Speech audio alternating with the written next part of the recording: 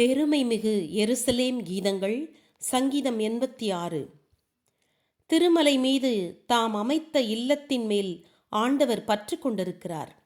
யாக்கோபின் கூடாரங்களை விட சியோனின் வாயில்கள் மீது அதிக அன்பு வைத்திருக்கிறார். இறைவனின் திருநகரே, உன்னை குறித்து மாண்புமிக்க செய்திகள் கூறப்படுகின்றன. என்னை வழிபடுபவர்களோடு ராகாபையும் பாபிலோனையும் சேர்த்து கொள்வேன். இதோ, பிலிஸ்தேயா, தீர், எத்தியோப்பிய மக்களை குறித்து இவர்களும் அங்கே பிறந்தனர் என்பர். சீயோனை குறித்து இன்னான் இன்னான் அதிலே பிறந்தான், உன்னதமானவர்தாமே அதை உறுதிப்படுத்தினார் என்று சொல்லப்படும். மக்களினங்களை பதிவு செய்யும்போது இன்னார் எங்கே பிறந்தனர் என்று எழுதுவர்.